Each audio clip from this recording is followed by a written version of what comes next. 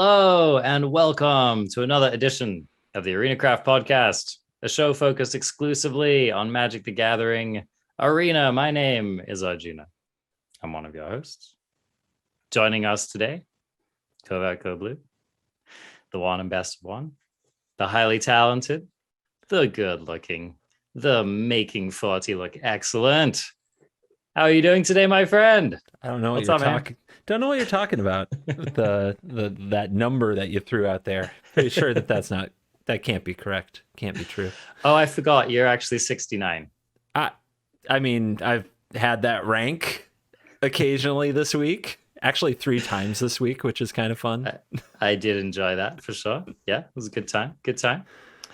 So today we are going to be talking about week 2 of the INNISTRAD Midnight Hunt metagame, and we have a lot of information for you, lots of updates.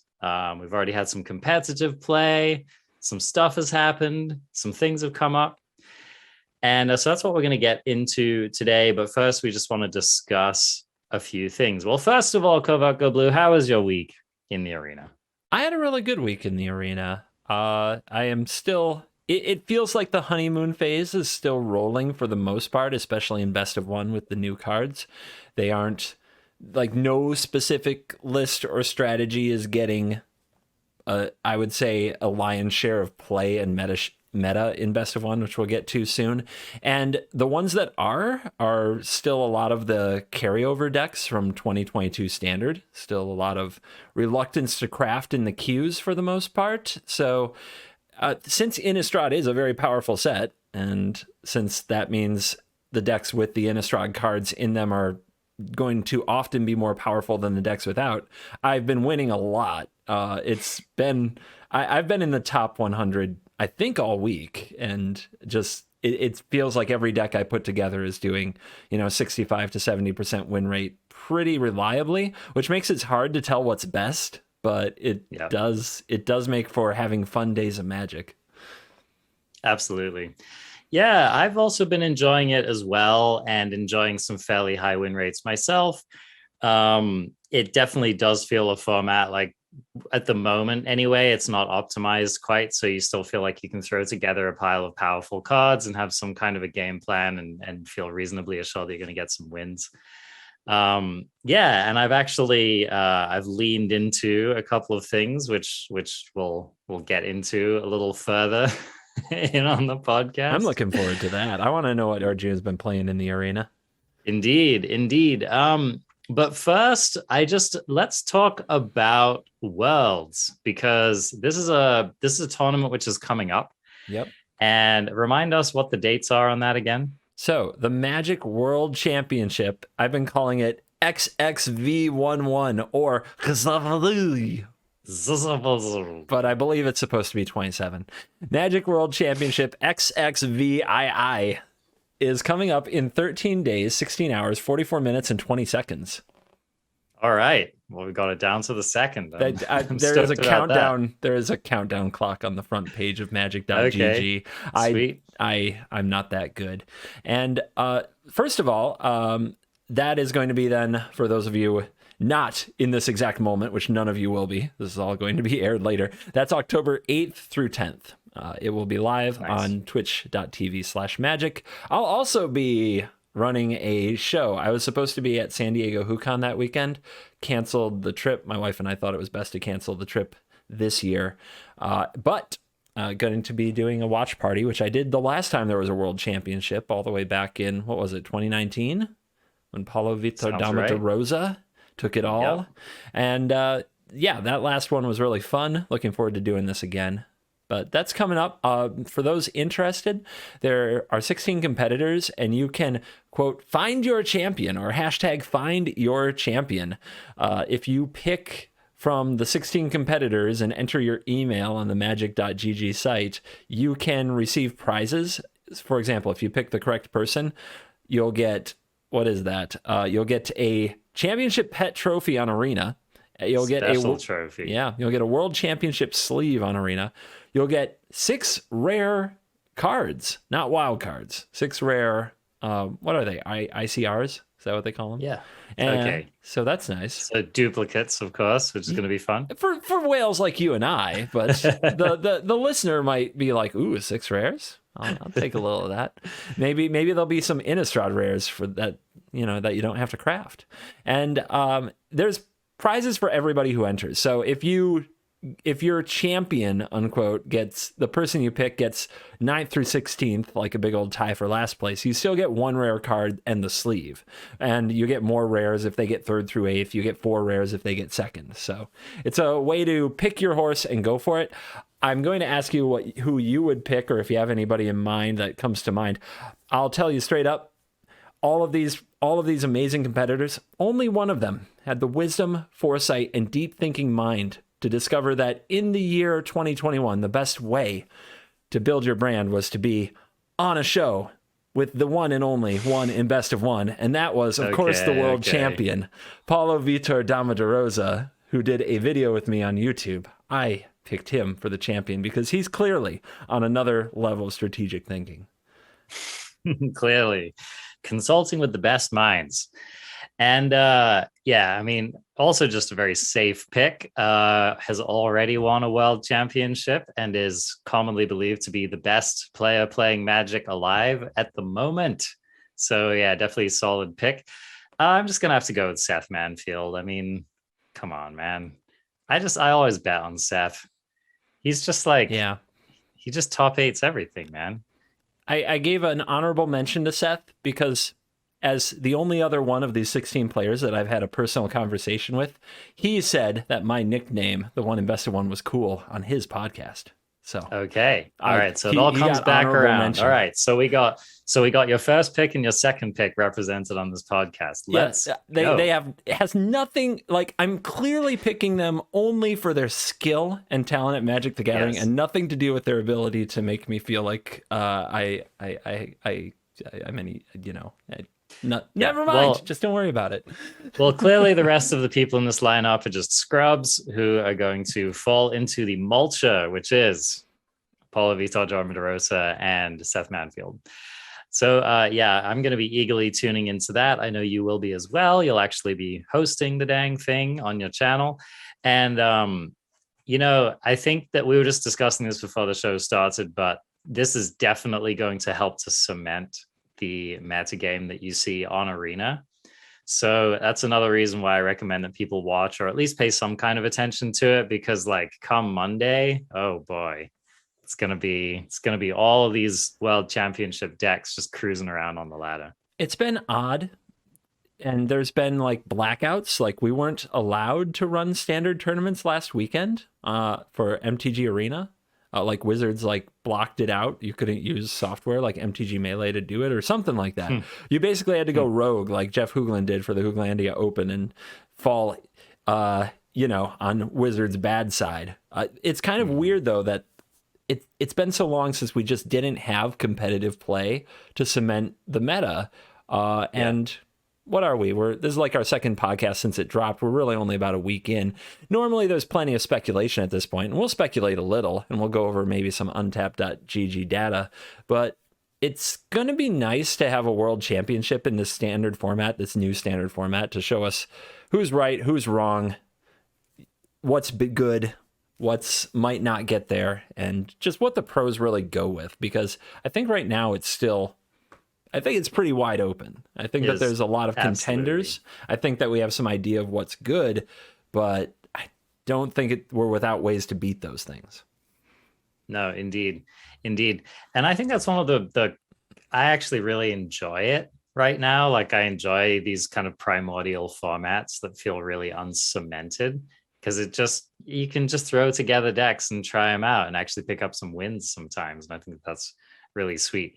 It also means that jank.deck or the person who crafted a bunch of stuff, thank you, by the way, for listening to my recommendation. The person who just crafts a bunch of speculative stuff at the beginning of the format can actually have some fun and pick up some wins before this finely tuned sledgehammer of a tier 1 deck comes along and just picks the meta apart.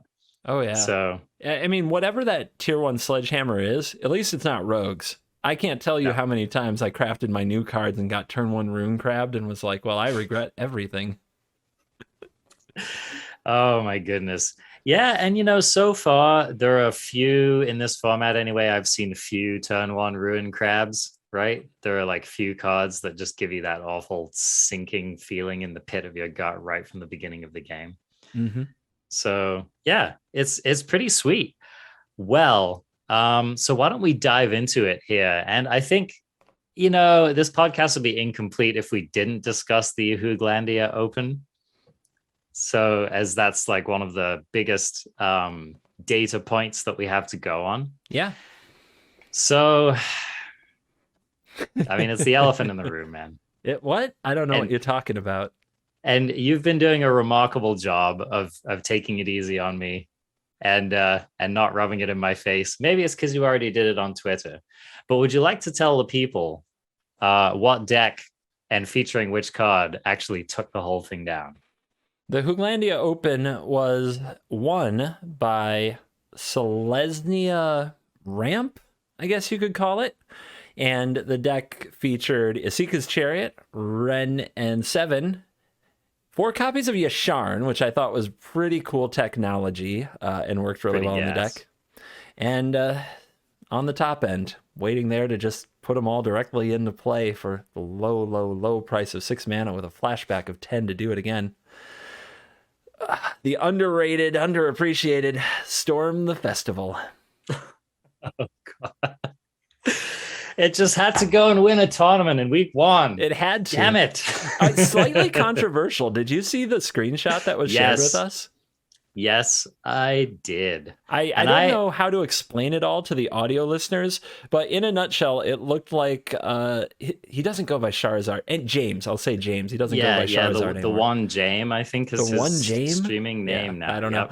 But it looked like he was attacking for actual lethal, like basically had a lethal attack on the stack and his time hit 0. I actually watched that happen and it was heartbreaking. If he had managed to pick up like 2 seconds at any point earlier in the match, it seemed pretty clear that he was going to win. He was actually mid-attack step with a lethal-looking attack on the board. So, absolutely controversial. So we could have actually been having this conversation right now about a Blood on the Snow deck that looks fairly similar to the deck that you popularized and a lot of people were playing in the 2022 meta. Yeah, the black-white Blood on the Snow deck, keeping the hopes for Skullport Merchant and Standard alive, which is a card I keep on seeing here and there. But we'll get to that. The deck that won, Marasa Root Grazer, right? Prosperous Innkeeper, a very unusual build. I like that they had Skyclave Apparition to hit off Storm the Festival, so they had some kind of removal card. You highlighted, pretty sweet. While hating on the card at the same time, you also highlighted Bind the Old Gods, binding the Old Gods as a hit that makes a lot of sense because it ramps you there and is a removal spell. A lot of people have been experimenting with that since then. We've seen a lot of Golgari builds and Sultai builds, but this green-white ramp version, it seems really straightforward and kind of a blunt object, but it's certainly efficient. It gets the job done. I've played with it a bit since then. In best of one, it can be slow. It can be just a little bit slow for that ultra aggro meta, but either if A, you're on the play with a decent start, or B, you're up against anything trying to mid-range you, like, you should win. I kind of want to watch that finals because I didn't watch it. I didn't see it live. Oh, really? Yeah. Okay. Because I'm curious how James was in that match, because it seems like he should be getting dunked on by the deck, because that's been my experience. Every time somebody's like every time somebody leads on a Shambling Ghast, I'm like, this is gravy. This is easy mode. Yeah. Well, it's actually, I mean, and not to get too far into the weeds with Storm the Festival, but actually watching that deck and watching that match was actually one of the data points that made me kind of question that card again. Just because basically what James was able to do was able to draw enough cards using Skullport Merchant and Deadly Dispute and Blood on the Snow. He was an absolute freaking boss at top decking Blood on the Snow, which was one of the things that I think kept him in that final. But there was one game in that final where he was able to grind through 6 resolved copies of Storm the Festival. Just put your deck on the field. It's fine. This is fine. Yeah. And I just so watching that, I was like, yeah, maybe I was right about this Storm the Festival card. I mean, admittedly, that Ozov deck it loves to grind. I mean, it's one hell of a grindy deck. Yeah. But I mean, I agree. I feel like a card like Storm should just pretty reliably be able to go over the top of that. I think one of the cool pieces of tech which James definitely relied on in that match was Hive of the Eye Tyrant, which is looking very, very relevant with cards like Memory Deluge and Storm the Festival, and any of these flashback cards really in the format. So that card is definitely, I think, shooting up the list in priority, and especially fitting so well with the black plan in this format, which I think is really grindy. I think if you're playing black in this new standard format, it's possible with some kind of undiscovered, kind of aggro-y Rakdos list or aggro-y Dimir Zombies list or something. But most likely it's looking like it's going to be a bit more of a controlling, a bit more of a plotting game plan in this format. And so if that's the case, if you're aiming to go long against some of these Izzet decks or any of these green decks, then being able to just tag those cards out of the graveyard, I think is really important. I don't know how, I like both of these decks in week 1. It's kind of interesting that the aggro decks couldn't take them, especially Gruul with all the tools that it got. That usually in week 1, you don't see mid-range, grindy decks doing well. It's usually after a format settles. These two came out of the gates, the Selesnya Ramp and the black-white kind of control-y, grindy Skullport Merchant deck. And they absolutely tore that tournament up and got to the finals. And I don't know how either of those is going to beat multiple All-Around Epiphanies in a row. As the deck that hit #1 on Mythic this week, the tweet that went viral there was all about casting All-Around Epiphany and copying it with the flashback spell that lets you double your spells again and again. And it's kind of it's kind of neat to see that we're already in the how do I go over top of the go over the top decks phase of the meta. It's kind of early for that, it feels like. Well, yeah, and it just brings us back to the Nexus days where no one goes over the top of never taking another turn again, right? There's basically no way out of that particular lock in a game of Magic as long as someone has sufficient threats to close it out. And of course, that's one of the wonderful things about Oran's Epiphany. And I think that one of the things that you might forget about this deck is that not only do you take an extra turn if you copy the Epiphany, but you get 2 more birds. And it substantially speeds up the clock. And so, yeah, this deck, and we should definitely go into detail about this deck because it's starting to look like public enemy #1 on the ladder. I've played against it repeatedly, and it is a hell of a deck to get through. I've had a really hard time fighting it. If you want to get into the ladder, I've got some fun data pulled up from untapped.gg premium that we can talk about a little bit on the show. So it's kind of fun. Are you ready to transition into that, or let's do it? When do you want to tell me what you've been playing? Because I am curious. Yeah, let's get to that later because it's actually it's somewhat of a reflection of some of the things that I've digested from the stuff that we're about to discuss. So yeah, why don't we talk about some of the broad strokes and then we can get into the specifics that are kind of informed by that.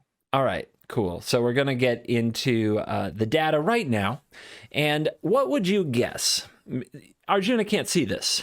This is I get to play. Going in blind, baby. I get to play Alex Trebek here. I know the answer to these trivia questions, or whoever that was on Who Wants to Be a Millionaire? Regis Philbin. So, what would you guess is the most popular deck today at 11.3% of the best of 3 metagame? And quick aside, we'll get to best of 1 maybe, but I'm going to use best of 3 because early in a format, the best of 3 metagame and the tournament results tend to eventually drive the best of 1 meta. And most of the best of 1 meta for the early part of the format is spam aggro to get gold, and it's usually older deck lists. So we're going to start in best of 3. Yep. So, and this is not just because we were talking about it, but I really did expect that Is It lists would be the most played in best of three, absolutely, coming into this format. You'll be surprised then, because the number one most popular deck is Selesnya Midrange. Okay, so it's that tournament winning deck, huh? Yep, that tournament winning deck is sitting at a 60.9% win rate. It was so close. Yeah, so yep, so close to being nice. It is precisely the list from the tournament that is so far getting played, with 1,700 matches under its belt, and appears to be performing pretty well on ladder as well. But yeah, I mean, if it's topping the list, then it's clearly doing something. I mean, I'm sure that people have been anticipating it this past week and not going in blind to it. What do you think of Scoot Swarm in that deck, huh? Oh boy, yeah, this is okay. So I will say that I was actually playing in a Storm the Festival mirror this past week, and it was a Golgari deck that I was playing against, but they had the Scoot Swarm in there, and it was the first time I had played against like a Storm Swarm deck. And it definitely impressed me. I mean, it was definitely the most compelling that I've ever seen the Scoot Swarm look in a game of Standard. Obviously, the last time that people were really making a go of it in Standard, they were trying to put a Gem Razor onto it and then make a bunch of copies, which, was incredibly dominant for the like 15% of the time when you actually managed to go off with it. And it was just a total meme the rest of the time. I was going to say, you consider that was a real try? I don't even give them that credit. Well, that's the last time. I mean, that's the last thing that anyone I remember was trying to do with Scoot Swarm, apart from just, memeing around in the play queue. So yeah, I mean, that gives you an indication of how good the card is, right? When that was kind of the best attempt. But yeah, I think that here it's a definitely defensible choice. I think especially when paired with cards like Ren and 7 that just have the ability to dunk a lot of lands onto the battlefield, and then with Marasa Root Grazer and stuff like that, I think you can actually assemble board states where you just go wide enough that you can just, kind of alpha your opponent. They just don't have enough blockers to deal with it, right? So, yeah, I don't know whether it's gonna ultimately end up being like just cute rather than actually good. But I will say that I think for week one, it's a pretty sweet piece of tech, and I'm sure it's won plenty of games. I'll say that my time playing the deck, I found two great things about it. Thing number one, it makes your worst Storm the Festival still pretty impressive. Yeah. Makes a whole bunch of bugs, even if you're just hitting lands. And number two, it makes that Ren Zero ability a lot cooler than you thought pretty it would nice. be. Oh yeah, pretty nice. You can go from a very modest board state to a million insects pretty fast with Ren and 7-0. So I just wanted to highlight that.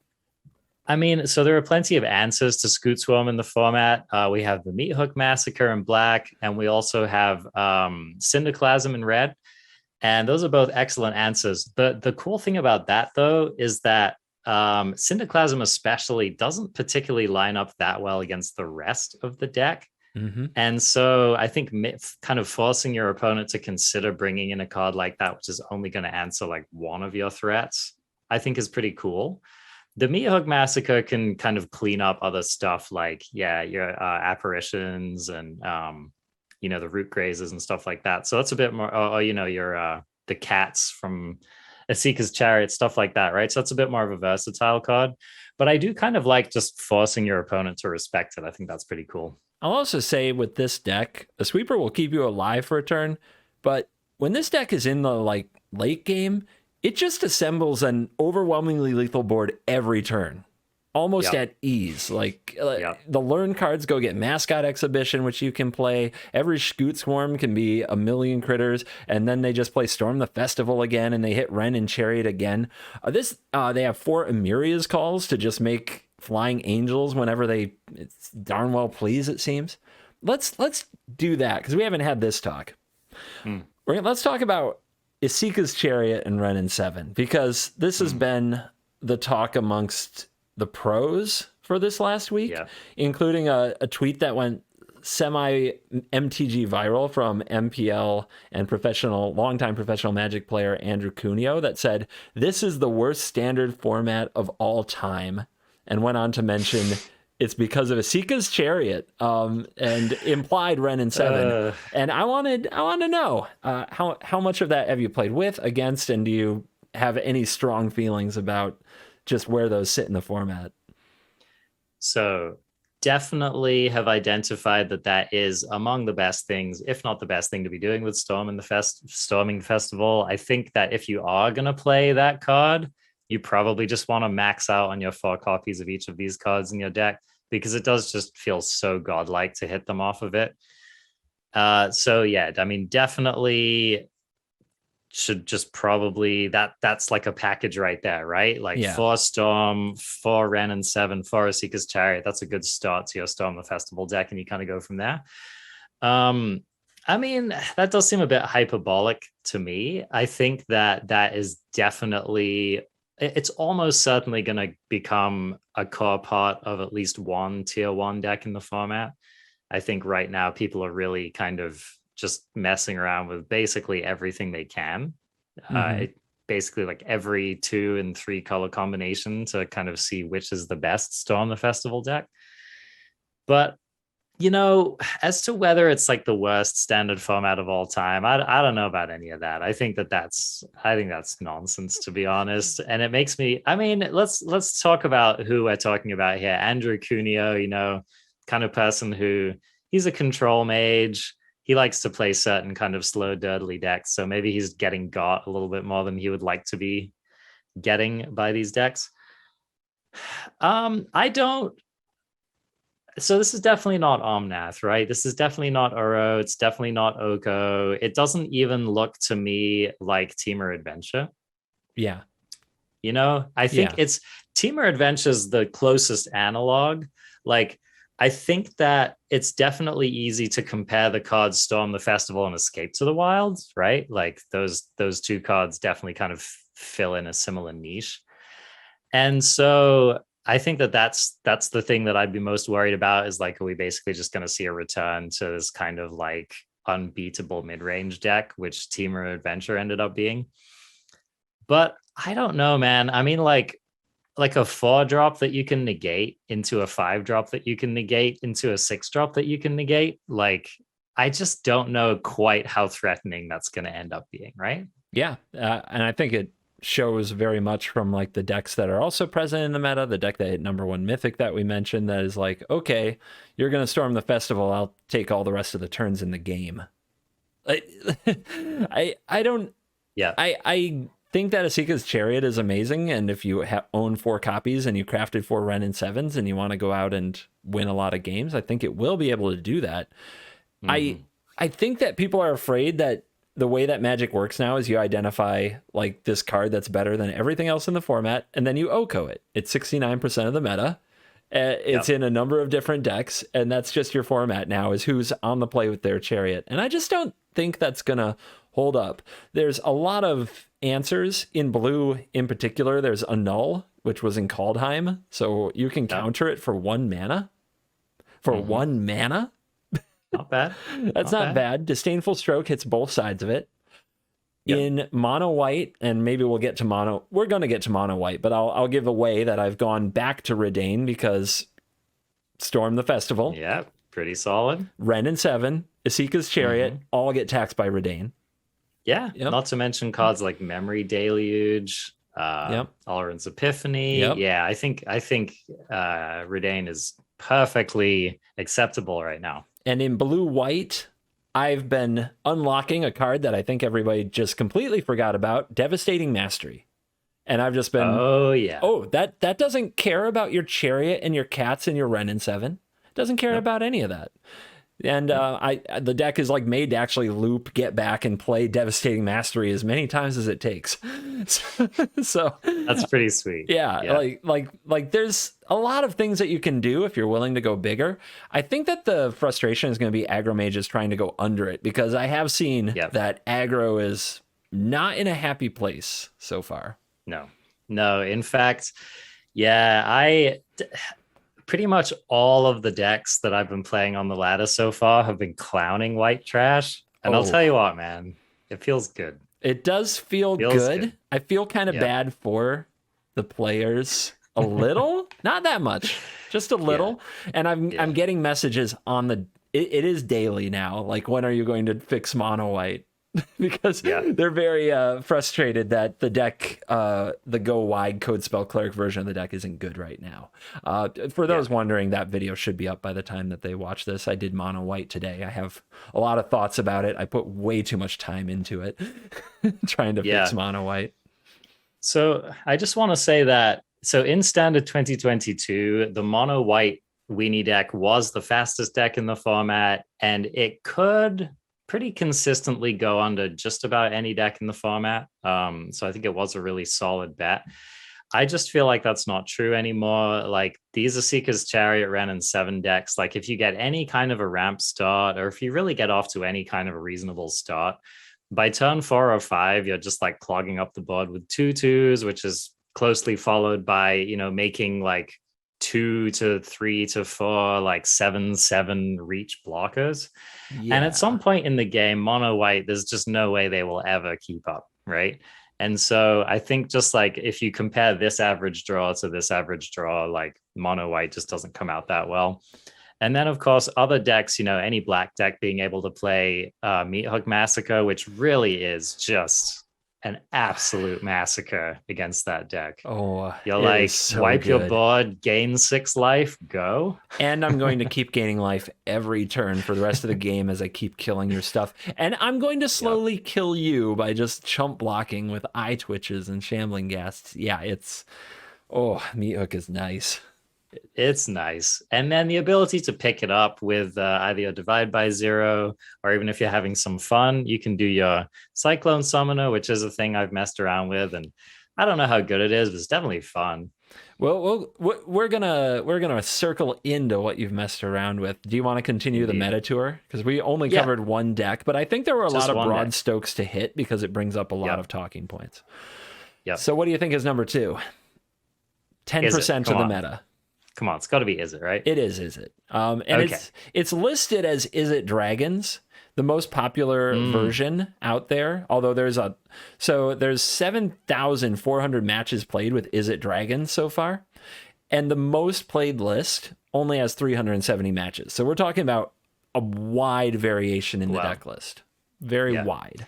Which makes sense, because there's just very playable cards at every point on the curve, and there's just kind of multiple ways to do just about everything. So I think that that's really sweet. And I think that if you're someone who has played Is It in the past and enjoyed it, this is a really great time to get in on it, because, I mean, all of the cards in the list seem good. You know, like, I don't think that you're going to get burned for investing in burning down the house, right? You're not going to look at the end of the format and be like, damn, I wish I hadn't spent my wild cards on that memory deluge. And then a lot of the other cards are like common and uncommons, just no reason to be worried about crafting them. So yeah, I think that it's really like pretty safe to just buy into the archetype and just kind of mess around and see what feels good to you. Where's the Bee of All? I guess it's coming. Okay. We'll get to the Bee of All. I'm sorry. We'll get to the Bee of All. I'm on the edge of my seat. Okay. I love the Bee of All. Okay. Anyway, win rate for Is It Dragons, 55.6%, about 4% lower than Silesio midrange. It's actually substantially lower. Yeah. And the most played version is a version that has 4 copies of Smoldering Egg in it. And I'm curious what you think of that card, but first let me tell you, 53.5% win rate for the most played version. It's interesting. Yeah. So Smoldering Egg is a card which you had put in our set review show, and I ended up glossing over it just because I wanted to try to keep that show a bit shorter. But I think that you were definitely on point for kind of singling it out as a card with potential. I've definitely lost to this card before. So it's hard, though, to judge exactly how good it is, because I think one of the strengths of the Is It list is that, like, early in the game, your opponent's removal tends to be turned off. And at the point at which it's turned on, you're usually doing pretty powerful things like Goldspan Dragon with counterspell backup, or you've got an Alrund's Epiphany queued up or something. So you just get to a point in the game where your opponent's removal can either get countered or it just doesn't actually matter that much. And I think that like dropping the egg on turn 2 and then just kind of opening yourself up to get it killed immediately, it's not the worst thing. I mean, I guess it prevents your opponent from playing a threat, perhaps, or maybe it slows them down in some vector or another. But that's kind of the weakest thing about the card. Because obviously, once you start memory deluging and Alrund's Epiphanying and whatever, the card's just bonkers. I mean, you end up with this 4/4 hasty flyer that's doming your opponent for 2 every time you cast a spell. If you have multiple of them in play, you essentially win the game on the spot when they flip. So, yeah, I don't know. Like, have you played with the card? I haven't played it once yet. And it's one of those things where when I started building Izzet and going down the Izzet rabbit hole, I ended up on a creatureless control deck focused on Epiphany and Galvanic Iteration, I believe it's called, combo. Mm-hmm. And once I was on that rabbit hole, I stayed on it pretty much the whole time I played Izzet, and I haven't played any other blue-red decks, and I've kept working on that. And this was before the tweet went out that the #1 ranked Mythic deck was a Alrund's Epiphany combo deck, and I think I was kind of on the road there. But yeah, I looked at it as, well, I'm going to burn down the house, and I don't want to burn down my own smoldering egg. So I really haven't played with the card. I will say from playing against it, it has not flipped on me yet. Okay. Like, I have not lost to it. I have not even allowed it to get flipped. I've either killed them before it flipped or killed the egg. Yeah. Yeah. I mean, I think it's one of those things where it's fairly easy to deal with, but it's also fairly threatening. So you kind of have to. So, yeah, it'll be interesting to see where it ends up. I kind of agree with your implication that it's maybe not the strongest thing to be doing in Izzet right now. But I definitely think it's a card to respect. And it's also potentially a card that could come in out of the sideboard in certain spots. So overall, I think it's pretty sweet. I kind of wonder if the Wrenn Chariot thing just keeps being the thing. Are 4/4 dragons good? You know? Have you had that spot yet where here's my gold span, I can run it into this tree folk? So in theory, it should be the case, but I don't know if it's just me, man. But like these Izzet lists always have it. Whatever they need, they always have it. Yeah. And I think so. One of the cards which is really embarrassing Wrenn and 7 right now is the unsummon of the format, and it's what's that card? Fading Hope. Fading Hope, which it really is how you feel when your opponent starts to play these against you. So, you go to the work of whatever, finally forcing your Wrenn and 7 through that counter magic, or perhaps you finally manage to get one off of your Storm the Festival at some point in the mid game. And then your opponent just freaking bounces your tree folk, scries, and just deals with your Wrenn and 7 the next turn. So I think that's a card that's been really embarrassing Wrenn and 7. And just the raw mana efficiency of that card is pretty frustrating. I would agree with that. I think that Izzet has the tools, and especially if there isn't a lot of aggro to go wide and punish Izzet for not playing proper sweepers, which oftentimes in best of 3 main decks they have no sweepers, then boom, you're just kind of gonna farm whatever you're up against by countering the key thing, bouncing the key thing, and sending in the dragon and taking all the turns. So, I mean, here's the thing. It's a deck that can afford to play like a tempo deck, because it's like once I get to like 6, 7, 8 mana, right? Like they can do something like, so on 6 mana, they can start casting their Epiphanies. On 8 mana, they can start copying the Epiphanies. And so all they have to do is just live until they get there, right? Yeah. And it's not that hard to do it. It's like they burn out 1 or 2 of your early creatures. They counter your Chariot and or Wrenn and 7.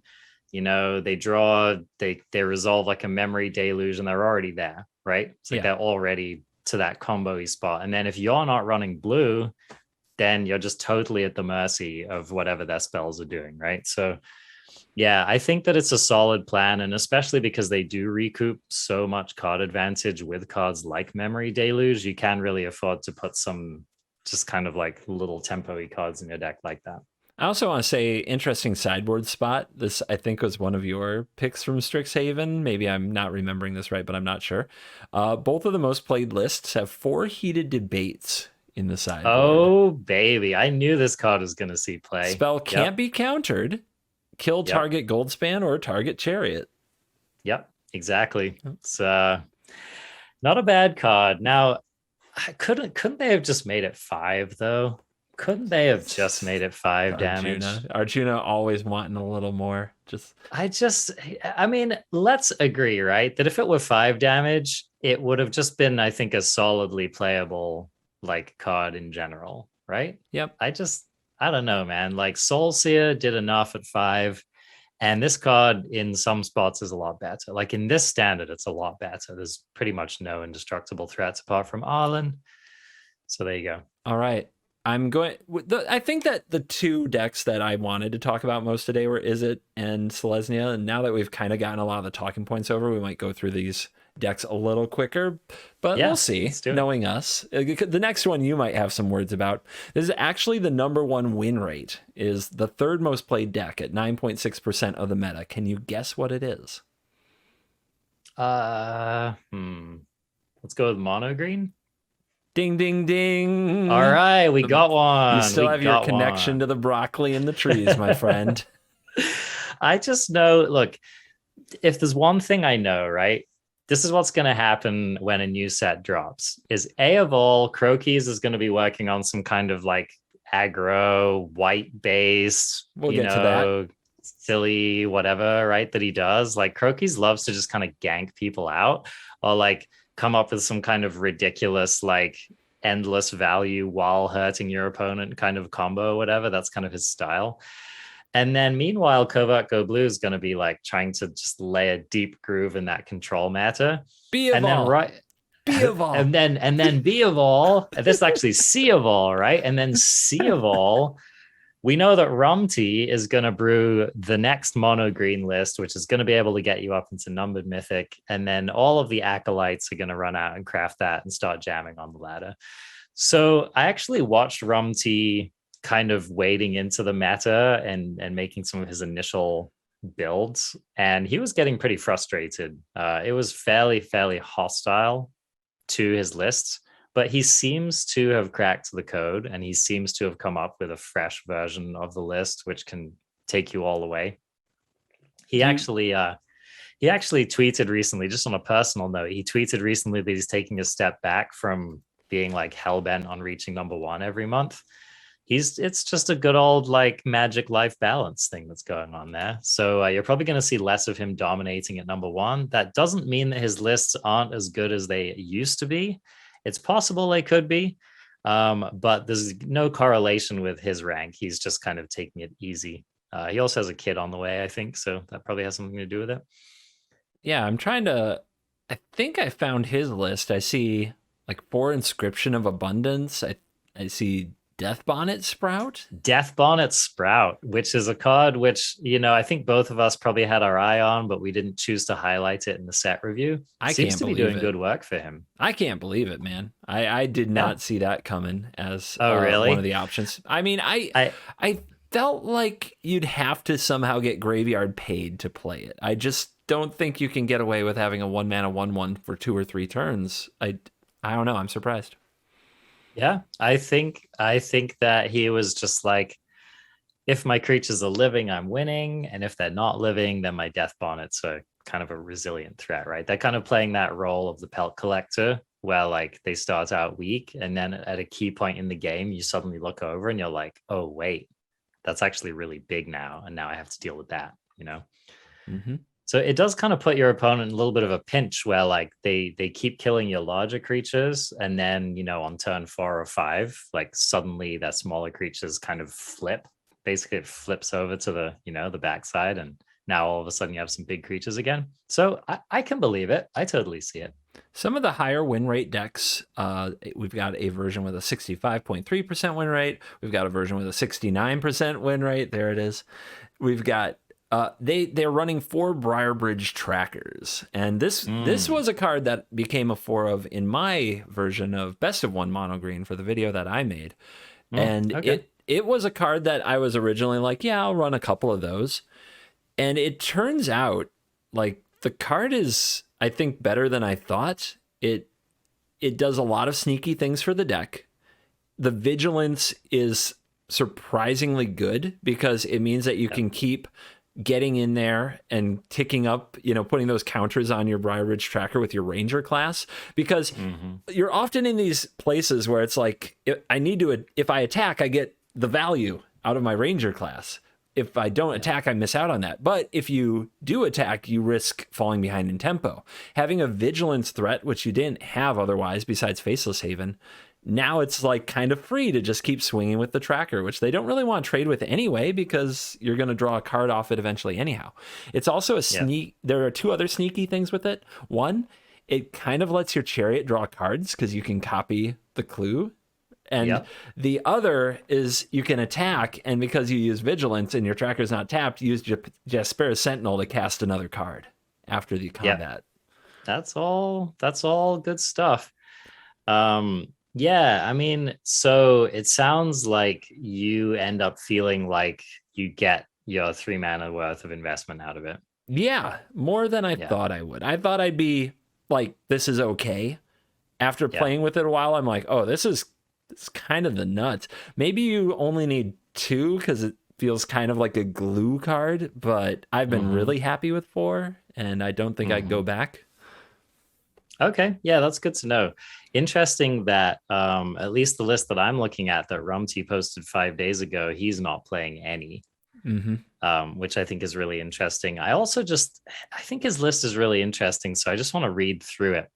So he's playing 4 Kazandu Mammoths, 3 Death Bonnet Sprouts, 4 Swarm Shamblers, so 7 1-drops. Let's just take a moment to note that. He's also got 4 Werewolf Pack Leader, 4 Old Growth Troll, and 3 Gnarled Professor.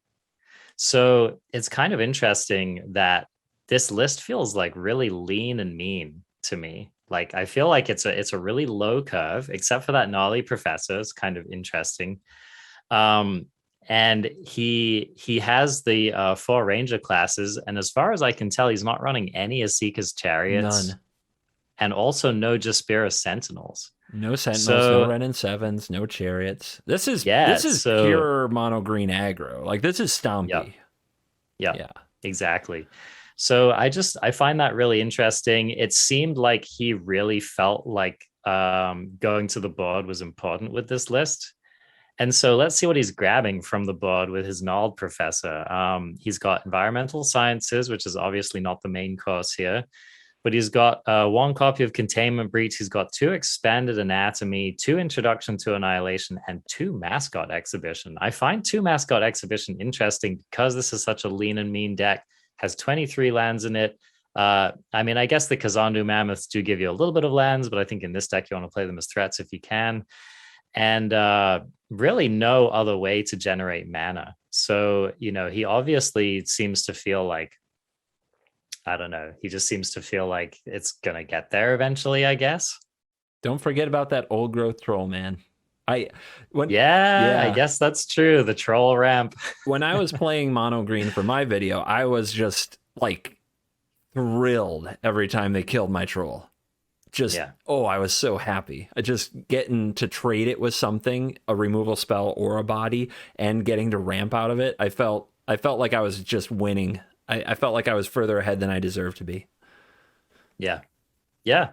So, I mean, I think if there's one thing that this list proves, it's just that there's always different ways to build mono green. And I think, obviously Rumty's doing very well with this, but I think that there are just still endless ways to build the deck. And I think that what's good is going to change as the format goes along.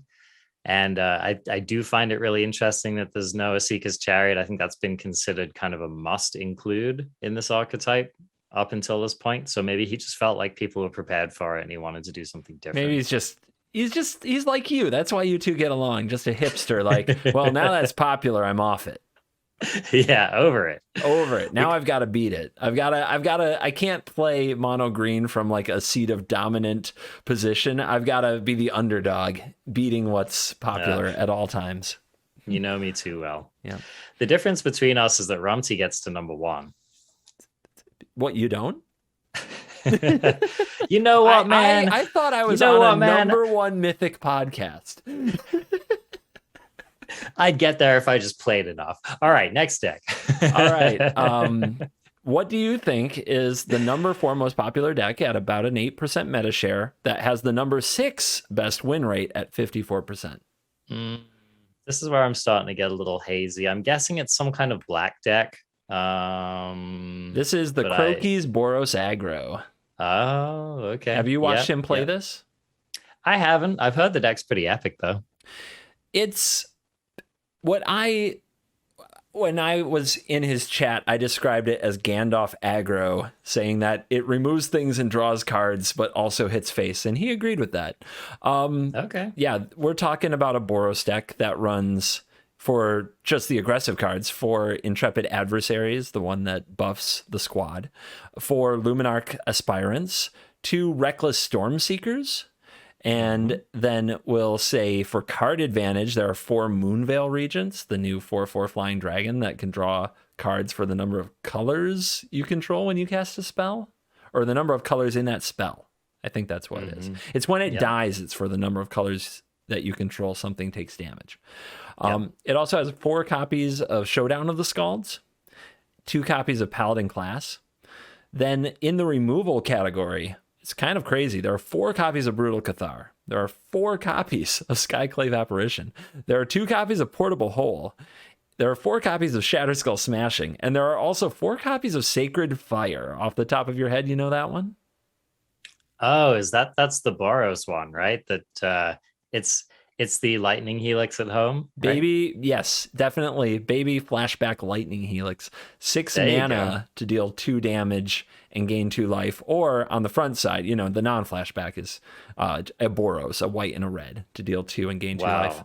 Yep. So this is really a deck that never, ever, ever, ever, ever runs out of stuff to do, huh? It actually doesn't. It was a very impressive deck to watch. I think that my favorite thing about it would be that you get to this point where it looked like the game was over. The opponent might have like a Renin 7 and you just have a couple of dorks, and you have a Moonveil Regent and you flashback Sacred Fire and draw 2 cards, and it's like 2 more pieces of gas, or maybe a land and something. You play 1, you play it and you draw another card, and you play it and you draw another card. It's definitely, I would call it the best Moonveil Regent deck I've seen. I'm a little bit surprised that he didn't spring for a Naya build, because I know that Croakys is a huge fan of Jaspera Sentinel. Oh, I'm sure it's there. I'm sure it's coming. Yeah, I mean, like the Sentinel Innkeeper version of the deck, to me anyway, seems like it allows you to go off a lot harder and, probably do some ridiculous things. But yeah, like you said, maybe he just couldn't find room for it or wanted to try something else. Another cool reason to play Naya right now is that the mana is really good. So, you get to play 2 of the 3 slow lands, which seem perfect in a deck like this. I mean, I guess, those snow lands don't enable cards like Jaspera Sentinel very well, so maybe that's part of the reason. I also hope that Croakys doesn't hear this, but the builds of his deck, his head's big enough, but the builds of his deck are significantly higher on the win rate. Like I reported that this was the 6th highest win rate deck at 54%. His builds are all 58, 59. There's a 65% that are all very, very close to his deck, like 1 or 2 card difference, providing the variation. Yep. Yeah, if when you're copying a big brain mage, you should probably just try to stick to what they're doing.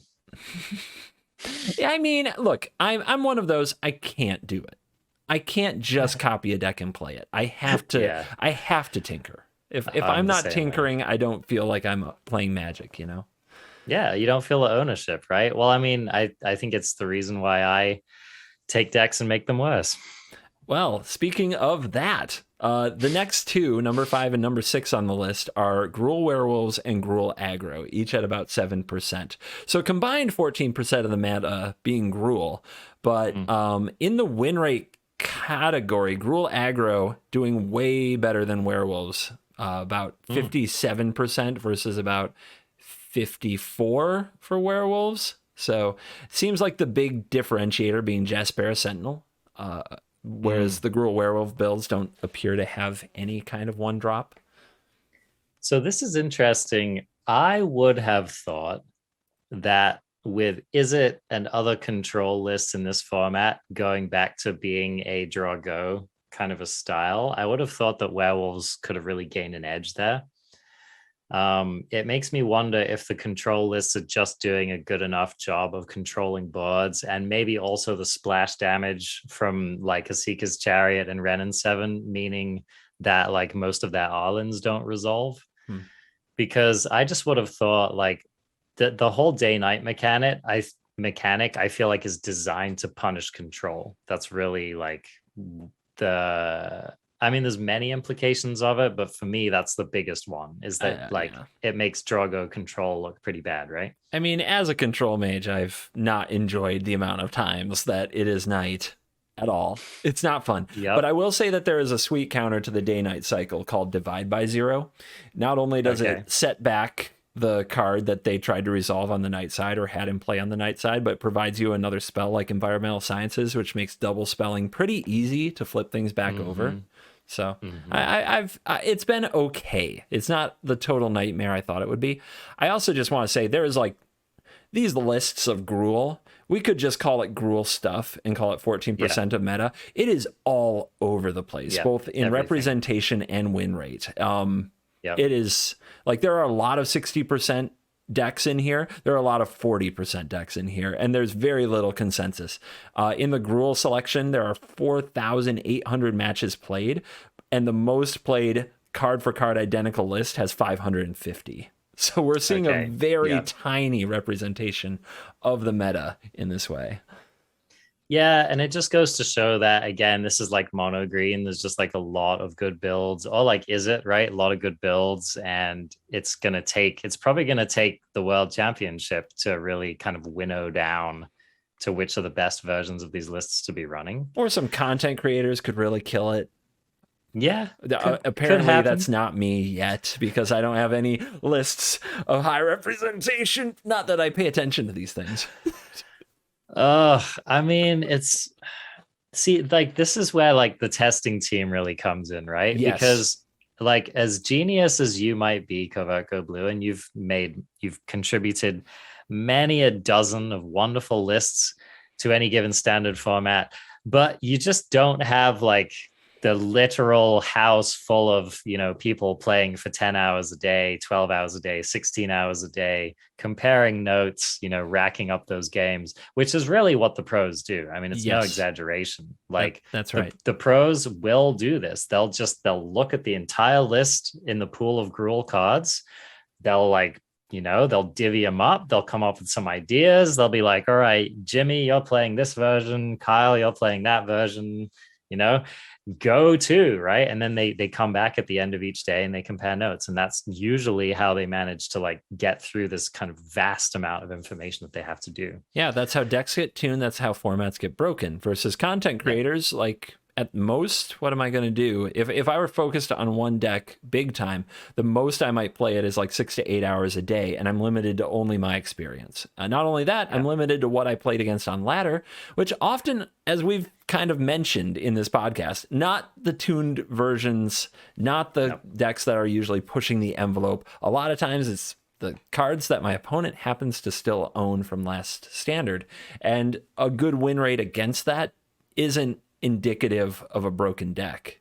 So it's tough. And I think that we talk a lot about Pro Magic, and we've kind of seen our survey results from our listeners that they're not as necessarily into it. But I think a lot of people took for granted what Pro Magic gave to us, which are really, really finely tuned lists. And without that, we are kind of left in an interesting brewing wilderness. And I enjoy the wilderness, but I also enjoy seeing the result. I like both. I like the whole cycle, the whole circle of life, you might say. Yep. I'm with you, man. And I mean, crafties, if you sometimes wonder why people like Covert Go Blue and myself might have a little bit of an edge or a little bit more insight, right? I mean, we're getting a lot of information directly from like some of the best Magic players in the world, right? So CGB and I are like hungry on Twitter and hungry for tournament results and hungry for all of this stuff because we like watching the best minds in Magic do their thing, right?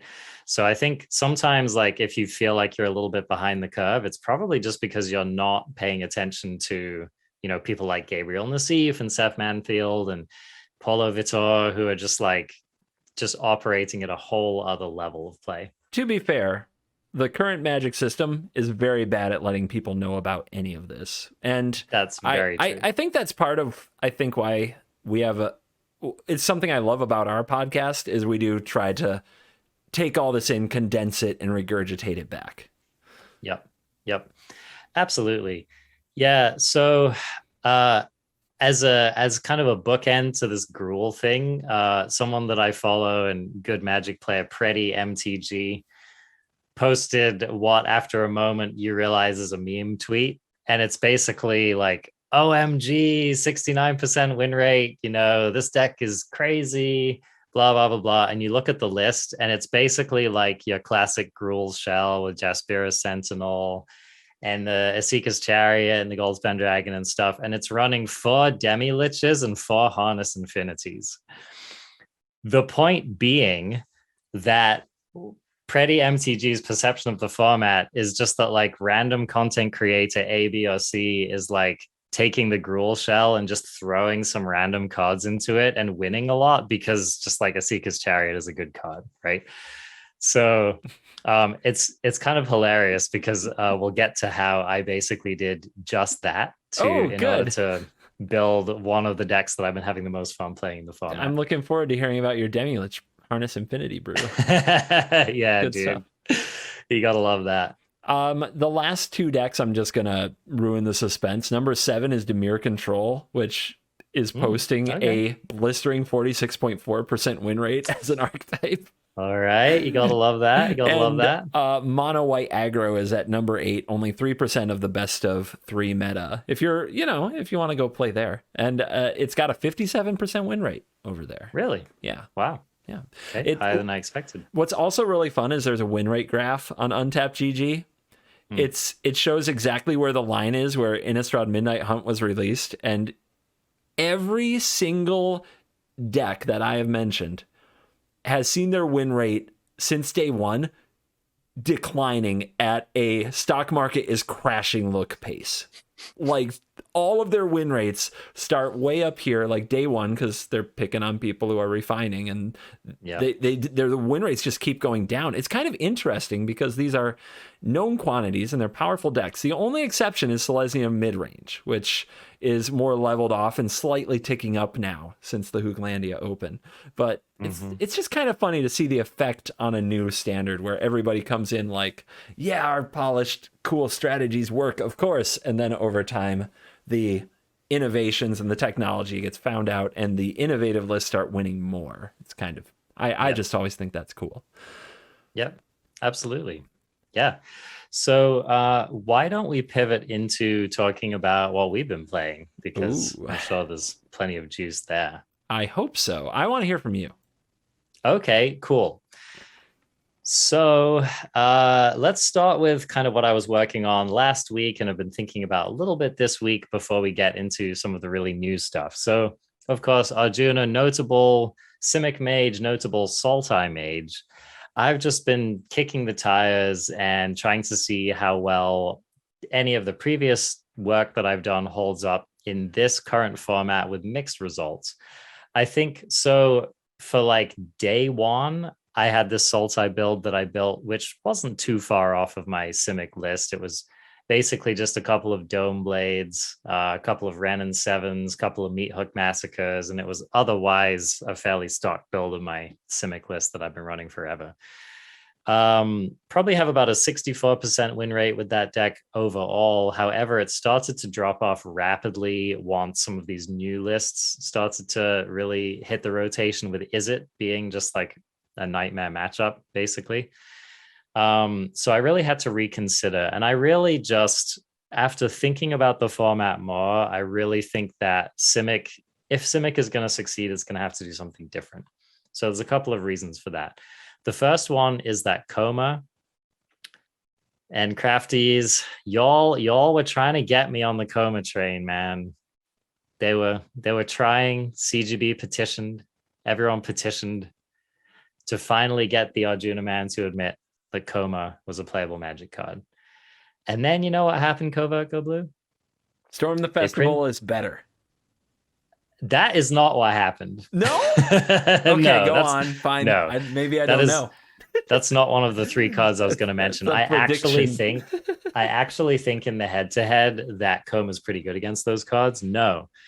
The 3 cards that were printed, first of all, Fading Hope, embarrassing.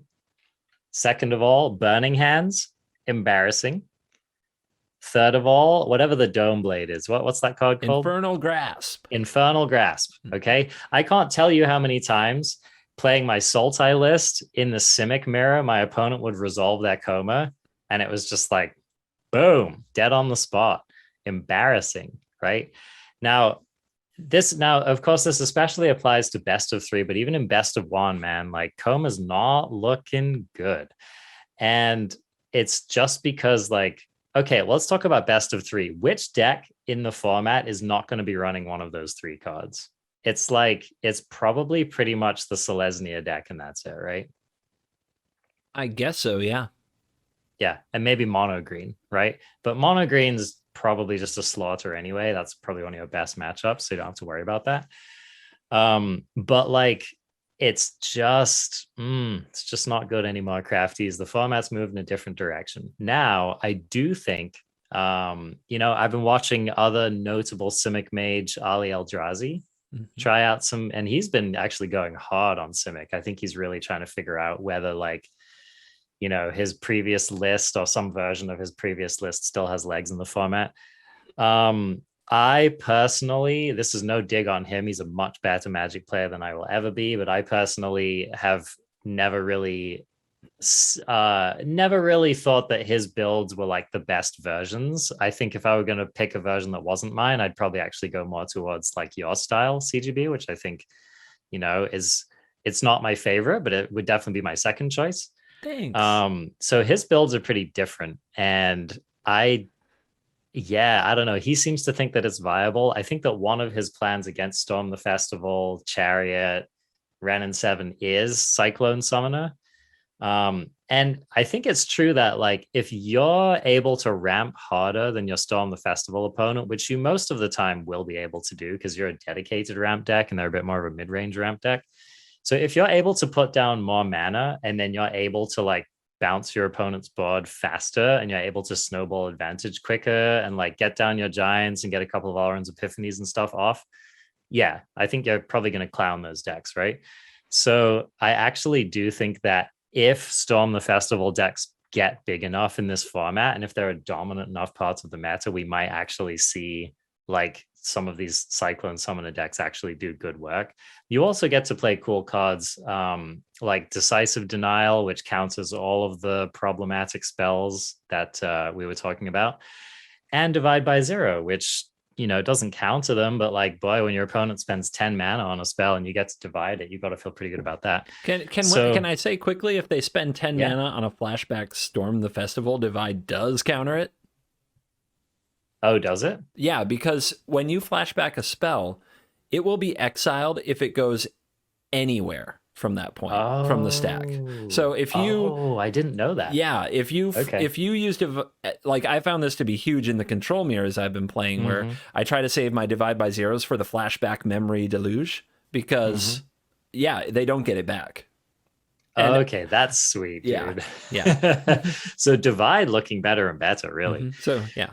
You hit their flashback Storm the Festival, it's exiled. Bye-bye. Yeah. And one of the best things that I found that Simic was able to do in 2022 is you could actually play a pretty good tempo deck. Like, you put out a few more lands than your opponent, you put down a good threat, and then you just divide all of that big plays and you just crush them, right? So that's like definitely a thing that you could do. So for me, that's where Simic is in the format, is probably trying to prey on some of these like, big board presence decks. But I think other than that, it's feeling a little weak to me. I've tried Sultai, and one of the issues I found with Sultai is just that it feels really confused. It doesn't play very well against... I found it to be Simic and Sultai to be very, very weak against these Izzet lists. They're just too efficient. You don't have enough interaction to really slow them down. even post board, it's kind of hard. So I feel like these lists get preyed on more than anything by control lists and by is it lists, which I think just have a kind of a better plan. They can kind of control all of the like heavy hitting stuff that you do, and you can't really leverage your mana advantage fast enough to make a difference against like copying a bunch of Alrund's Epiphanies and stuff. So in conclusion, crafties, I feel like Simic and Sultai, at least the way that I've been thinking about it, doesn't feel tier 1 to me right now. Okay. And I think that if it's going to be tier 1, it has to really be doing something different. And so I was experimenting a lot. Like today, for example, I was just experimenting with a lot of different builds. One of the hardest things to figure out is whether a Simic or Sultai list should be a Storm the Festival list. It's very inconclusive to me. So have the first person I saw doing this was Crokies, but it's come up a few times now. Have you seen the Storm the Festival Simic ramp deck with 4 copies of Grafted Identity? That's the control magic that makes you sacrifice a creature. Okay, so I haven't seen the grafted version. I have seen the Mind Flayer version playing Croaking Counterpart. Yeah, that's the Brian Gottlieb's deck. Yep. Yeah, it's like a similar idea. You just steal all your opponent's stuff that matters. Ish. Mind Flayer, is a pretty fragile thing that dies to a lot of the interaction. You're talking about Coma dying. Mind Flayer will definitely die. The cool thing with Grafted Identity is when you hit it off Storm, it just enters the battlefield. You don't have to pay the cost, so you don't have to sacrifice anything. You just get their best card with +1/+1, and it's enchanted, which is a lot generally harder to remove. And here's something that we learned in Theros Beyond Death too, that when you return an enchantment to the battlefield, there's no targeting happening. Yes. Hexproof doesn't play around it. So it basically comes back to the battlefield, and it's like the legend rule. You got to decide right when it hits, you pick a thing, no trigger goes on the stack, and you get it. I'm not sure what hexproof thing we're snatching, but if there is Snakeskin one, Veil, it's a pretty right? cool move. It plays around Snakeskin Veil, which is probably the only thing at the moment. Yeah. In general, like effects like that, you can hit off Storm. I guess if you hit like Binding, it still targets. But yeah, when you hit an aura that takes control, there's just no window. You just get it. Right, because with most auras, the targeting happens when it's on the stack. Yeah, right? That's right. So yeah, I mean, that sounds sweet. I don't know how good it is. I think it's been noted before, but it would be amazing if either Grafted Identity or Mind Flayer could take Planeswalkers. Neither of them can, which I think makes them substantially worse in the current meta, but probably still pretty good. I mean, taking Planeswalkers is busted only because now there's good Planeswalkers. Basically, there's one good Planeswalker. It's Ren. Yeah. I don't know. Yep. Lolth is all right. But stealing Lolth, it just gets beaten to death by her own spiders. Wouldn't mean anything. Ren is a house. Lolth is definitely one of those build-around planeswalkers, not necessarily just good on its own. You kind of need to have a game plan that goes with it. So, I thought the card was trash for weeks. Like you can't just put it in a deck with black. You had to find like this shell where you're really happy sacrificing your Blood Gas and your Eye Twitch all the time. Yeah. Yep, exactly. So yeah, I don't know. One of my issues with like a Simic Storm the Festival list is just that I really do, maybe I'm wrong in this, maybe I'm going to need to reevaluate, but I really do feel like the Simic advantage right now is the 7 mana spell advantage, right? And I think the reason it was good in 2022 was that you had a bunch of these 7 mana spells that were really good. You had Alrund's Epiphany, you had Cyclone Summoner, you had Coma. Those were all really good in that particular format. And so you got really paid off for all the ramping that you were doing. I think that if you're storming the festival, like you just can't play that many cards in a deck that cost more than 5 mana. Yeah, right? You just don't want them. Yeah, it doesn't match up with your plan, right? Basically, the only thing that you're ramping to after the first Storm the Festival is the flashback Storm the Festival, or maybe double spelling, right? But like other than that, that's kind of it. And so your like 4s and 5s in the color combo have to be really hard hitting. And I just don't know.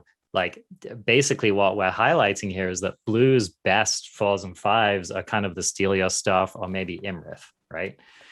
And so how good those cards end up being in the format is going to determine how good a Simic Storm the Festival list can be, really. And I just don't think, like, I think that some of the other color combos have more compelling things to be doing. You know, Golgari, we've mentioned, has Binding the Old Gods, which is very good. If you are doing a Golgari kind of a thing, then you can put cards like Lolth, which are, you know, probably better on average. Especially if you're doing kind of a chariot token, make a bunch of creatures stuff. I think Lolth can be definitely decent there. And especially if you're doing any kind of Scoot Swarming, I think Scoot Swarm and Lolth go very well together. So my current opinion is that you're probably better off doing some kind of Golgari thing with Storm the Festival. Or yeah, I don't know about Selesnya. The Selesnya list it's really hard for me to gauge whether that one's going to be relevant, like in the coming weeks. I think that in the end, I don't think that a green and white deck, it would have to have like this most powerful, unstoppable end game, and I just don't think it does to be like the real top end of the format. Because as soon as somebody adds blue to their deck, then they have a key counterspell in the right place, and then their version is the better version. Or if there's something that just does more with Storm the Festival, like it feels like that will beat it eventually. So yeah, I'm also really cynical of the green white deck, but I think it was a good kind of yardstick for look what this can do, because it was on nobody's radar. Like green white ramp, you're gonna pick that as who would put money on that horse in the first tournament of the season? Probably no one. And yeah, I would be shocked. Like, I would be literally shocked if the Selesnya version ended up being the best Storm the Festival deck. I have a feeling it'll come back to Sultai. I think that color combination across the last 2 years of Standard has proven that when you have black, which can kill most creatures, and when you have blue, which can counter big non-creature spells, and when you have green, which draws a bunch of cards and also does everything, including put decent threats in positions to win, Sultai usually as a color combination is highly favored. The other one we'll see is Jund. Jund seems like it can do everything other than counter spells, but hand disruption is kind of another way to counter spells in its own way. Yep. And I mean, hitting Goldspan Dragon off of your Storm sounds pretty gas to me. And actually, and I do want to hear, because you mentioned that you've been playing a Jund version of the list, so I definitely want to hear about that. But let me tell you about the deck which I settled on for this past week and which I had the most success with. I think CGB's at least taken a cursory glance at this list. So I decided that I made this tweet where I was like, okay, all right, you guys got me. Storm the Festival seems at least decent, good enough to win a tournament. So let's play with it. And I basically put together a list, which I thought at the time was kind of a meme. I was like, why don't we just make a Storm the Festival list, which is Storm the Festival and then like every one of the other best cards in Standard. And it ended up being a Teamer list. It's basically a Gruul Storm the Festival list, but it's running Alrund's Epiphany and a couple of Quandary Cultivators, because I can't quit that card. I love the turtle too much. The turtle, yes. The turtle. I mean, come on, man. It's my trademark. But anyway, basically the core of the list is Jaspera Sentinel, Magda, Innkeeper, and then we're ramping right as I don't even remember if I have any 3-drops in the list. None. I'm looking at it right now. Oh, awesome. All right. Yeah, I'll see if I can remember it, do it by memory. And then, of course, we have some chariots. We have 4 chariots. I think we have 2 cultivators. And then we're running the full 4 each of Goldspan Dragon and Ren and 7. And then we have 4 Alrund's Epiphanies. Did I miss anything? 3 copies of Storm, the freaking festival. Oh, of course. Storm the Festival. 2 copies of Emergent Sequence. That's right. Emergent Sequence. Yeah, which ended up being, I think, pretty good alongside Ren and 7 specifically. So anyway, I threw this deck together. I knew it wouldn't be terrible because, you know, all the cards are good. The mana base is fine. You know, it's not like a jank deck. It's like a deck that can actually do something. But I was surprised by how well it actually performed. And so the first takeaway that we can take from this is that good cards are good. If you have a deck which is basically a bunch of mana sources and then a bunch of the most powerful cards at like every point on the higher level of the curve, yeah, you're probably going to win some games. And I absolutely did. So this deck, it some of the busted things that I've done, right? This is the most busted sequence that you can do with the deck. You go Jaspera Sentinel into Magda, and then from there you can cast another Innkeeper into another Jaspera Sentinel. That's on turn 2, by the way. And then you untap on turn 3, and then you can go Goldspan Dragon into Asikas Chariot. So the mana actually does line up. And when you're on the play, my friends, in best of one, that is game. That is game 100% of the time. 100% of the time. All right. So if you don't manage to assemble the Wombo combo, then, you basically have like a pretty solid, somewhat fairly reliable. TGB putting his sunglasses on. Easy mode, baby. We right? cruising. We're cruising. Right? Go on. So you can fairly reliably get like hopefully a turn 4 Chariot into like a turn 5 Renin 7. That's pretty good. And then of course, if the game goes any length of time, then you have your Storm the Festival into, a bunch of really good 4 and 5 drops. That feels really nice. And finally, you can also sometimes just chain together a sweet like Goldspan Dragon Alrund's Epiphany finish with the deck as well. So I don't actually know how good it is. I will say that Channel Fireball writer and longtime friend of the show, Josh Silvestri, was having a conversation with me in our Discord about how he was absolutely crushing with the deck in best of one. And we were comparing notes on it. So I've gotten some buy-in from at least one player whose opinion I respect very much. Anyway, I just think that this shell it's a heck of a lot of fun. And if you have these cards crafted already, I would definitely recommend that you try it out. Your screenshot says 16-5. Yeah. In best of one. What win rate, what percentage was that? I don't know. 76%, it says. Yeah. It was doing pretty well. Dude, that's rolling, baby. That's not bad. That's not bad. It's not bad. Follow ArenaCraft Pod on Twitter to get the deck list with absolute hot fire right off the presses. I will say that this list is nothing if not fun. And you get a lot of nices from your opponent. Fun for you. Yes. Fun for you. Yep. So anyway, so that's the list that I had the most fun playing. Like I said, once it came out that the Storm the Festival card was playable, I had to acquiesce and try it out, and I had a lot of fun. Good. I'm glad that you enjoyed it. It really, I just want to see you happy, man. It has nothing to do with me. I knew you'd like this card. I was like, how is he not like this card? Man, I just know. I know. You saw it. Also, to give you some props, CGB, and we're very young in the format, so this card still has plenty of time, but almost 0 copies of Primal Adversary showing up anywhere on the ladder. At the World Championship, we'll see. I would love to take a victory lap on my brilliance about the Storm the Festival call, but if there are none at the World Championship and there are Primal Adversaries, I will still acquiesce to your brilliance. And I'm not just saying this to defend my honor, but I totally agree with you. And I think that one of the things that we have to figure out about Storm the Festival is whether it's the Garuda of the format or not, right? Yep. So, if any of y'all weren't playing when Ikoria released, there was this silly Garuda combo deck, which put like ridiculous numbers of expensive permanents onto the battlefield very quickly and often crushed opponents.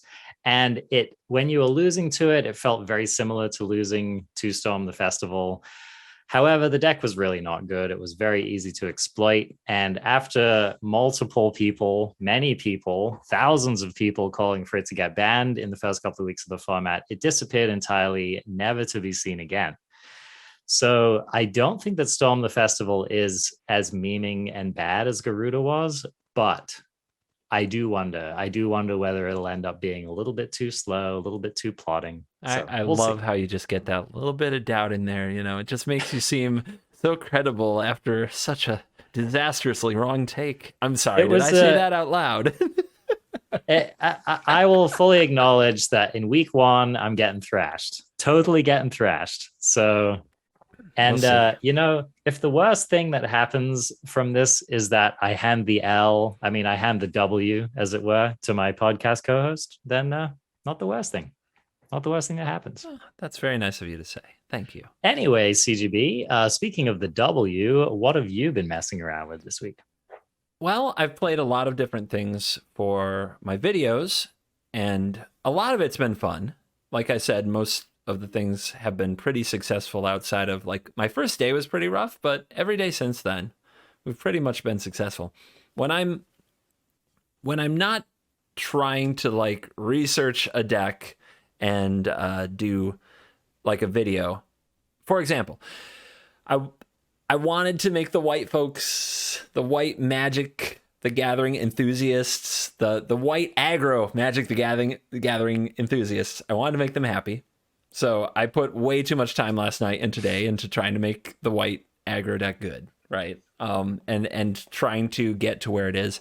And I think that the deck has to get back into kind of haymaker removal, because I don't think going wide is remotely good enough. Yeah, like so now the video will be live by the time that you hear this, but the one drop I found is the Stonebinder Familiar. That's the exile dude, right? The exile dude. And you know what goes really well with the exile dude? Apparition? Yes. And Brutal Cathar and Elite Spellbinder. But Brutal Cathar, right. I'm gonna make this difficult. What 2-drop goes well with it? Ooh, an exiling 2-drop, huh? It's from the new set. Yeah, you got me there. Can't think of it. Sun Gold Sentinel is 1 and a white for a 3/2. Oh, yes. Exiles from the graveyard. Yeah. Okay. I'm actually really glad that you're playing this card. I've been impressed with this card on the ladder. I've also lost to it on the ladder. How's it been doing for you? First of all, when it enters the battlefield, it exiles a card from a graveyard, or when it attacks, it exiles a card from the graveyard. So just having basically your 1-drop be able to grow every single turn without even having to necessarily play a specific card or spend mana, it makes the 1-mana Stonebinder's Familiar so much better. But the 3/2 body on the Sun Gold Sentinel, with the Coven ability, that 1 and a white, it can gain Hexproof from a color of your choice, and it can't be blocked by that color. Be blocked. Ooh, pretty nice, dude. I thought that would be hard. It's not hard with white creatures. Like your deck is playing creatures every turn. Coven in general is easier to achieve than I thought it would be. So the card that really turns it on is Luminarch Aspirant, right? Because that card just fills in the gaps on your Coven curve. It does. So nice. And you can just keep pounding those counters onto your now unblockable thing. Plus, if you have the mana, 2 mana makes it unblockable, but 2 mana also gives it hexproof from a color. So if you have 4 mana and you're head on board, you just keep tapping 2 mana, counter their Infernal Grasp, counter their Divide by 0, counter whatever it is, and then use the other 2 to keep it unblockable and just attack until they die. It's pretty brutal. The scenario that I've lost to it in several times is this happens really commonly with white trash, where you spend the first 4 or 5 turns of the game dropping to a really precipitously low life total while you're kind of building your stuff up, and then maybe you sweep the board and whatever. And the scenario I've lost to it is that they drop the late one, right? They drop it in the late game when they also happen to have a lot of mana. And, they have like some flashback creatures, or what's that mechanic called? The creatures that Disturb, yeah. So they have a couple Disturb creatures that come back after your sweeper. They drop this dude. They manage to get that Coven again. And now they just have a bunch of mana. And you're right. The thing's basically unkillable and basically unblockable. And it can end games really, really quickly. Yeah, it's actually a pretty great card, and I love it with Stonebinder's Familiar. Once I got that pair together, I was like, okay, I have another 1-drop. Because if you're not going to play Code Spell Cleric, and you're not going to play Monk of the Open Fist, your 1-drop spot is mostly empty except for Usher. Usher of the Fallen is your only 1-drop. And I needed another one, or you're just not aggressive enough. It's not enough payoff to be a monocolored aggressive deck to only have 4 copies of a 1-drop. So once Stonebinder's Familiar fit in, the deck really came together. And I'm running like it's a backwards freaking curve. It's like 8 1-drops and then like 12 2-drops and then like 14 3-drops. But somehow it's working, and I like it more than the dump your hand, like second spell version. I know that has an appeal to a type of Magic player who just wants to get rank fast, but I love actually having to decide which 3-mana play is going to have the better and most important impact and how it leads you to victory, because you will have to decide. Do you play Brutal Cathar and exile their old growth troll, or do you play Elite Spellbinder and get a look at the hand to make sure that Chariot doesn't come down the next turn? You know, those are interesting and difficult decisions that are fun to make. By the way, Spellbinder still every bit as good as it ever was. Oh, yeah. People should be playing that card. It'll get the job done. Yeah, I think that Spellbinder and Redain are some of the best things you can do to Storm the Festival players, and probably give you your best chance in those matchups. But yeah, I think that Sun Gold Sentinel and Stonebinder's Familiar deserve a serious look, because there's so many other cards that exile on turn 3 that getting your Stonebinder to go, you know, first turn 1/1, then a 2/2, then a 3/3, and then a 4/4. Just grow it every turn isn't too hard. And I think that white in general, you just kind of, I want to move away from, I play like 21/1s and 2/2s, because I just don't think they're getting through reliably anymore. So that's something that I worked really hard on. When I'm not working hard on decks like that, I'm playing blue-white control. And I don't think that should surprise anybody, but I can't remember the last time I was winning like this with blue-white control. Like feeling unbeatable most of the time, to be honest. And I'm sticking with it. It's obnoxious. People hate it, but I think it's true. I don't think that the Planeswalkers are good enough. I think the devious cover-up loop endgame is that good. I'm supporting it more with 3 to 4 divide by zeros, fetching mascot exhibitions, which is how the games mostly end. But the devious cover-up loop is what provides that endless inevitability that you're just never going to run out of these things people hate. Devastating Mastery was not in my video that I made on day 2 of the format, but it is the truth when it comes to cleaning up Ren and 7, Asikas Chariot, and company. When you're casting Devastating Mastery and then getting it back, just shuffling it back into the deck and playing it again, like it just feels like you've got this. Like you're never going to be in too much trouble, especially with 4 Field of Ruins for the creature lands. Once you kind of put that together, nothing's really going to touch you unless it has haste, and you just gain so much life with this deck. You're not in danger of getting cheesed out. Sunset Revelry, Faithful Mending, they gain so much life. Even the Environmental Sciences out of the board, you're back up to 20 in no time, it feels like. Well, and another thing that I get from looking at your list is that, so cards like Memory Deluge and the Sabotage, what's that card called again? The Sabotage. The counter spell. Devious Cover-Up? Yeah. Yep. Okay, yeah. So those 2 cards, I think, just give you the grind that you need to compete with these Storm the Festival decks, right? Yeah. Because, otherwise, you'd probably get buried by them in a long game. But your ability to just, like you said, keep getting back those board wipes, keep drawing a bunch of cards, keep digging really deep into your deck to find what you need. And then, of course, just not decking, because that's actually a thing that could happen. That sounds, hellish for your opponents, but sweet for you. And it sounds like a really solid plan. Yeah, I'm up to 2 Test of Talents in that deck as well. And a big reason for that is if I'm against aggro, I just pitch them to the Faithful Mending and dig for Wraths. Yeah. And I feel really good about that. It's part of why I love Faithful Mending, because in the past, running situational cards would always get you, and now it's like I'm just always looking for something to discard to Faithful Mending to get closer to the card that's good. But Test of Talents, either like against these flashback spells like Storm the Festival and Memory Deluge, is just oof. It's like you really take you cut the teeth right out of the Predator there with that move. Yes, you do. Yeah, you defang them really good. Oh, yeah, I'm sure those Izzet lists are just not stoked about that at all. No epiphanies? It's not good. Yeah, baby. Yeah, baby. So now what happens if they're foretold? Do they get yanked out of exile as well? No, they stay foretold. So Okay. if they've already foretold like 2 or 3 epiphanies, you're gonna have to go through dealing with each one. But one of my favorite things to do is I got to do this yesterday. It was really fun. I like to get into a counter war where I lead with Test of Talents early. So like say there's a Saw It coming on the stack and I target their Saw It coming with my Test of Talents. So they saw it coming my Test of Talents. So now that's out of foretell, but on the stack. And I divide by 0 their Saw It coming back to their hand. Yeah. And then I get the And then Saw they It coming from lose their it. hand with the Test of Talents. Sucker. That's awesome, It's dude. so fun. That's so good. I also love, divide by 0 is so great because if your counter spell was going wrong, you can actually snatch your own counter spell back as well, which is pretty cool. Yeah, also So, very good. Yep. yeah. Yeah. Yeah, that sounds sweet, man. I mean, for anyone who enjoys this style of deck, I fully believe you. It's really good. How's Fateful Absence holding up? Up and down.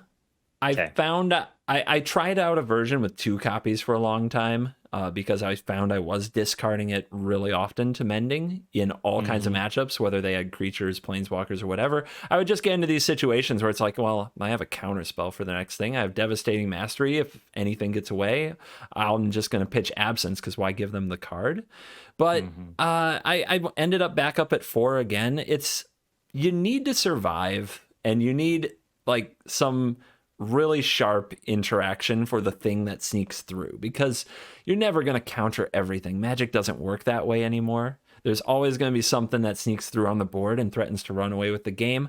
And oftentimes people turn to planeswalkers and they turn to chariots, and like vehicles and planeswalkers are traditionally hard to control, but Absence takes care of it, and it takes care of it at a low rate. And giving them a card, as much as I hate it, it's not fun, but I will say this. I've used it to my advantage many times. Either I get the card back from Sunset Revelry, or I'll like Fateful Absence their thing and then Devastating Mastery, and I blow that token right up, that baby. clue. You gotta love it. Got him. Yeah, that's nice. Well, there you go. It makes the heart grow fonder, so that's nice. Awesome. Anything else you want to say about that list, or just whatever else you've been playing? I feel like the exploration of what Ren and 7 Chariot deck you should play feels almost never ending, and it's almost like kind of where you came from, where it doesn't really matter. Like you can pick you can pick like 3 colors or 2 colors. You can add these Storm the Festival, Chariot, Ren and 7 to it, and then you can put your favorite cards around it and just see what happens. And it feels like right now, at least, you have a competitive deck. I really want to see how that comes out of the pro gauntlet, the pro testing process of what is the best version. But also it's important to know that those decks will be tuned to beat other decks trying to do the same thing. So yeah, I don't know what the best ladder version will be. I will say it reminds me a lot of when I was playing Lolth and Blood on the Snow and Deadly Dispute so much in 2022, where it felt like I could just take those black cards and put anything around them and be good. I feel like that's what we have now with green. And that'll be good for making a ton of quote unquote different content.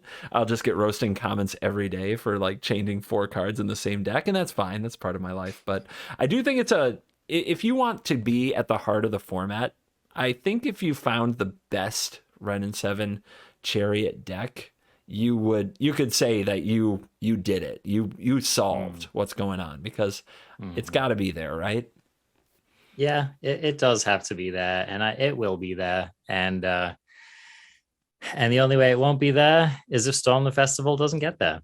So I don't know if Storm the Festival has to be in the deck. I'm willing to say that maybe the final version doesn't need that specific card, because it'll want more interaction and it will want better game against people playing interaction. So if everybody's on the Storm the Festival deck, you also have to have Storm the Festival until you're like, okay, Test of Talents. That's and it. Then and when that happens, nobody wants Storm the Festival anymore. Yep. No, you're totally right. So, and I think that design's done a smart job with giving it the tools to tackle decks like this. So overall, I think the format's really sweet. And I don't know, man, it feels so far from being solved right now. I'm pretty excited, actually. I I disagree with Andrew Cuneo soundly. I think the format's in a great place. I think it's really fun. Unless you were one of the people who tried to get into zombies, perhaps. But yeah, overall, thumbs up. Every game has felt fresh, interesting. It feels like there's a lot of space to explore in all of the color combinations that I've thought about. So yeah, in conclusion, week 2, or I guess maybe week 1, just over week 1 of the format, feels really sweet. I have kind of a fun in conclusion question. Okay. 8 days into the format, what is the best card in Innistrad Midnight Hunt? Asikas Chariot. No, from the new set. Okay, best card in Standard. You're going to say Asikas Chariot. Hard to argue with. What would you say from the new set? I mean, from where I'm sitting, it's Ren and 7. It's probably just because I'm biased. I'm really enjoying playing with that card. It has definitely exceeded my expectations. If it's not Ren and 7, it's probably something from the Is It decks. So maybe it's Memory Deluge. I was going to go with Deluge. Yeah. Yep. I was going to say 8 days in, I think that's the best card from the new set. And the main reason is I think that there are answers out there that it's not explored enough to the Chariot and the Ren and 7 conundrum, and Deluge will help you find them. So I felt like I'm going to win every time I played this card, and I felt for sure I'm going to win every time I flash it back. Like, not close. It lets me play the games I want to play. It's awesome. Yep. It's an amazing Magic card, and you're going to see a lot of it. All right, awesome. Well, that's going to wrap it up for this week. Thanks so much for joining us for another show. You can find us all of the places you can find podcasts. We are also on Spotify. Keep looking, we're there. We're on Covert Go Blue's YouTube channel, so you can watch all of Covert Go Blue's fun facial expressions and dance moves, and good times to be had. Oh man, I feel like CGB tries to get me to spit my drink out like every episode. So maybe could be a thing. So you can also find both of us streaming on Twitch. He's at Covert Go Blue. I'm at Arena Craft Podcast. And yeah, CGB. And also Patreon. The Patreon, which is the gas that keeps this engine running. Keeps us paying our wonderful editors, Fernando and Bottlebrush, who do such an amazing job on this show, and keeps CGB and I motivated to keep showing up every week. Thank you so much, patrons. We really appreciate you. All right, CGB, I will look forward to meeting you next midnight.